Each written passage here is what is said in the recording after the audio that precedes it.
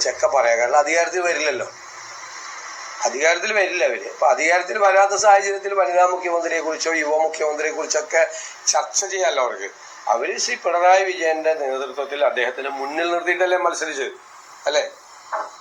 10,000 board Pinarayi വിജയന്റെ പടം വെച്ചിട്ടല്ലേ അവര് മത്സരിച്ചത്, അല്ലെ?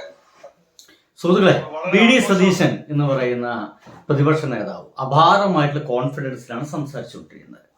തീർച്ചയായിട്ടും 100% അപ്പുറം 100 സീറ്റുകൾക്ക് അപ്പുറം സീറ്റുകൾ UDF കിട്ടും എന്ന് തന്നെ അപാരമായിട്ടുള്ള കോൺഫിഡൻസ് ഉണ്ട്. ഇതേ കോൺഫിഡൻസ് തന്നെ BJP മുന്നോട്ട് വയ്ക്കുന്നുണ്ട്. പക്ഷെ അവർ പറയുന്നത് ഞങ്ങൾക്ക് ഇവിടെ ഒരിക്കലും പെട്ടെന്ന് വിജയിക്കാൻ സാധിക്കില്ല, പക്ഷെ ഒരു 3 സീറ്റ് അവർക്ക് ഉണ്ടായിരിക്കും, അതൊന്ന് നേമത്തായിരിക്കും എന്നൊക്കെ രാജീവ് ചന്ദ്രശേഖരൻ പറയുന്നുണ്ട്. പക്ഷെ ഇതിനൊപ്പം തന്നെ നമ്മുടെ ഈ ഒരു ഇലക്ഷനിലാണ് ഒരു പക്ഷേ വിസിബിളായിട്ട് പണം ഇറക്കി കളിക്കുന്ന ഒരു പണി വളരെ വിസിബിളായിട്ട് നമുക്ക് കാണാൻ കഴിഞ്ഞത് ഈ ഒരു ഇലക്ഷനിൽ പാലക്കാടാണ്.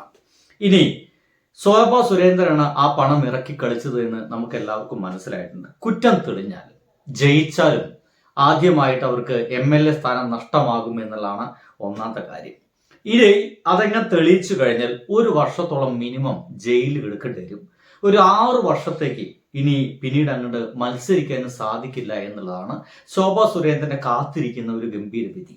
പക്ഷേ ശോഭാ സുരേന്ദ്രനെ സപ്പോർട്ട് ചെയ്തിട്ട് ചില ആളുകളൊക്കെ ഇറങ്ങിയിട്ടുണ്ട്.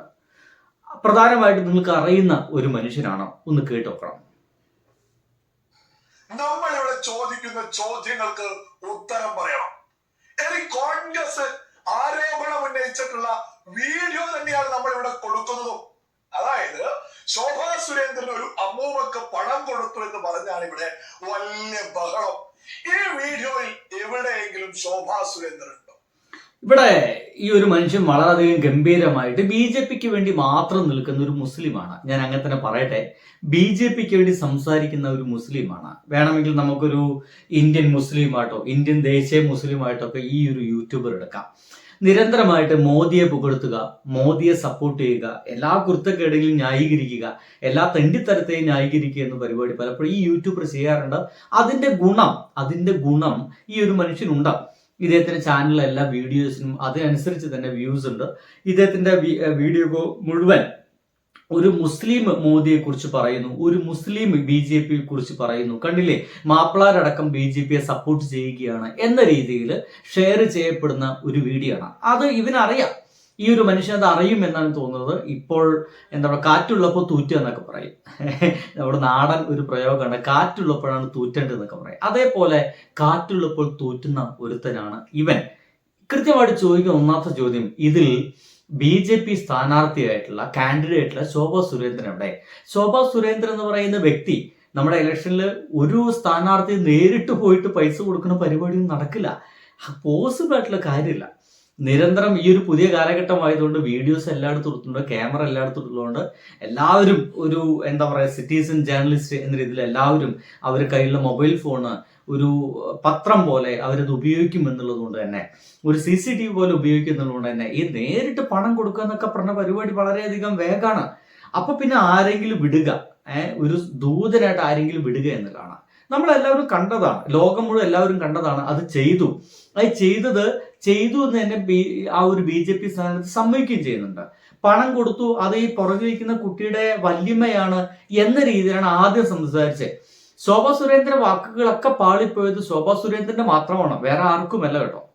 ഒരു സ്ത്രീ അങ്ങോട്ടേക്ക് നടന്നു പോകുന്നു, ആ സ്ത്രീ തിരിച്ചു നടക്കുന്നു. ഇതിൽ എവിടെയാണ് ശോഭാ സുരേന്ദ്രൻ?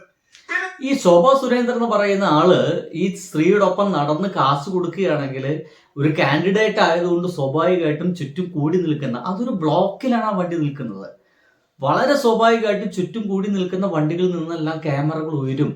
അപ്പൊ നിങ്ങൾ എന്ത് വിഡിത്താ പറഞ്ഞുകൊണ്ടിരിക്കുന്നത്? ശോഭാ സുരേന്ദ്രൻ ധൈര്യത്തോടുകൂടി പണവുമായിട്ട് പോയിട്ട് നാട്ടുകാരെ കൈക്കിന് കൊടുക്കും എന്നാണ് നിങ്ങൾ വിചാരിക്കുന്നത്? അങ്ങനെയല്ലല്ലോ. ഇതിനെല്ലാം ഒരു മറവും തെളിവൊക്കെ വേണ്ടേ? ആ മറവിന് വേണ്ടിയിട്ടല്ലേ ഒരാളെ മുന്നേ തന്നെ ഇറക്കിയിട്ട് അവർ പോയിട്ട് പൈസ കൊടുക്കുന്നത്?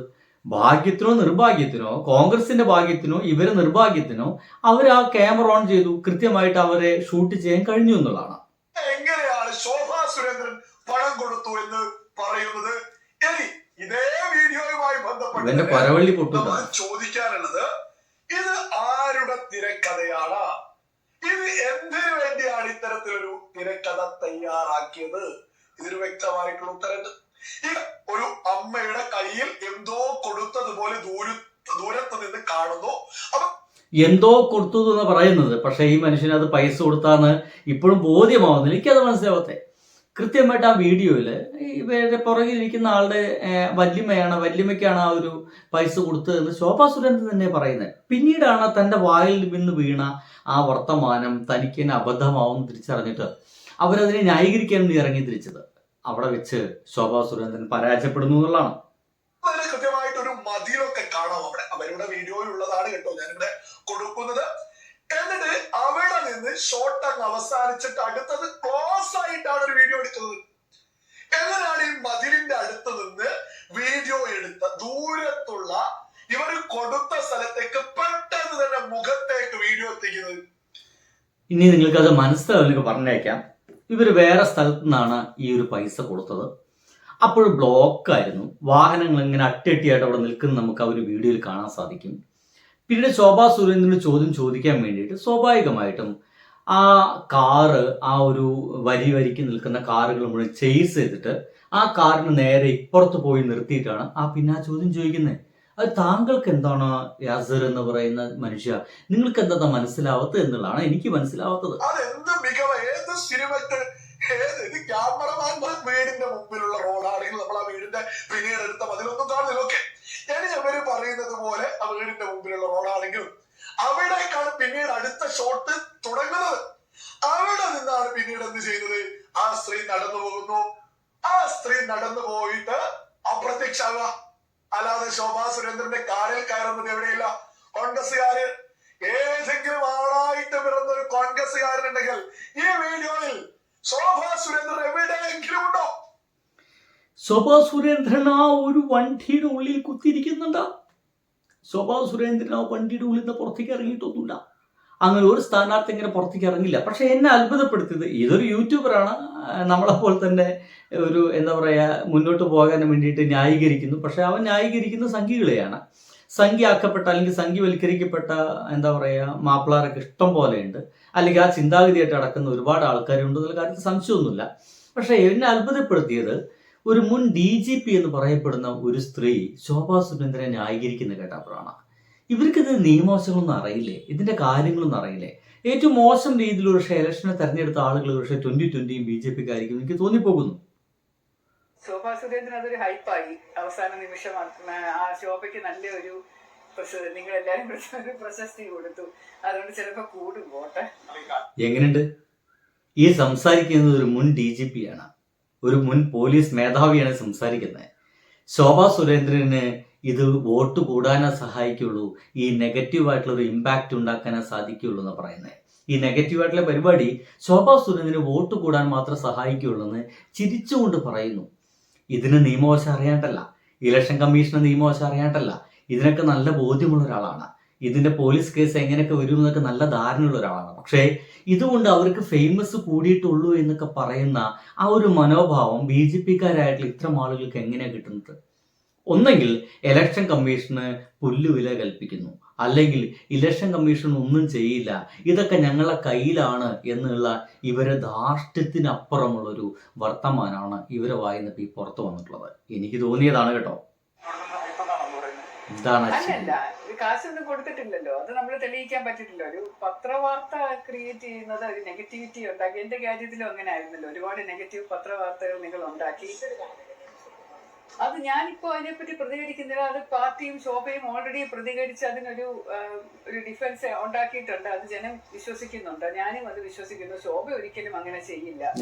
രാഷ്ട്രീയ പാർട്ടി പുത്തരി ഒന്നും അല്ലല്ലോ ശോഭയ്ക്ക്. വളരെയധികം ഒരുപാട് നാളായിട്ട് ഈ രാഷ്ട്രീയ ഫീൽഡിൽ നിൽക്കുന്ന ഒരാൾ, ഒരുപാട് മത്സരങ്ങൾ നേരിട്ടിട്ടുള്ള ഒരാൾ അങ്ങനെ ഒരു വിട്ടിത്തം ചെയ്യുവോ? അതുമല്ല ഈ അങ്ങനെ അല്ല, ഇത് രസം എന്ന് വെച്ച് കഴിഞ്ഞാൽ ഒരു പക്ഷേ ഇത് വളരെ വിഡിത്തം അവർ ചെയ്തു എന്നുള്ളതാണ് യാഥാർത്ഥ്യം. ആ യാഥാർത്ഥ്യത്തെ എങ്ങനെ തന്നെ മറച്ചു കഴിഞ്ഞാലും തൊട്ടടുത്ത് ഇനിയിപ്പോൾ ഇലക്ഷൻ കമ്മീഷനൊക്കെ ഇതിന് അനുകൂലമായിട്ട് പ്രതികൂലമായിട്ട് ഒരു ഉത്തരം വന്നു കഴിഞ്ഞാൽ മാത്രമേ ഉള്ളൂ. എന്തായാലും ഇതിലെങ്ങനെ ശോഭ പെട്ടു കഴിഞ്ഞാൽ ഇനി അടുത്ത ഒരു 6 വർഷത്തേക്ക് പുറത്തേക്ക് ഇറങ്ങാൻ പറ്റില്ല. ഒരു മത്സരത്തിലും അവർക്ക് പിന്നെ മത്സരിക്കാൻ സാധിക്കില്ല എന്നുള്ളതാണ്. എന്തൊക്കെയായാലും ഇത് നുണയാണോ സത്യമെന്നുള്ള കാര്യങ്ങളൊക്കെ വരും ദിവസങ്ങൾ നമുക്ക് അറിയാൻ കഴിയുമെന്ന് വിചാരിക്കുന്നത്. നിങ്ങളോ?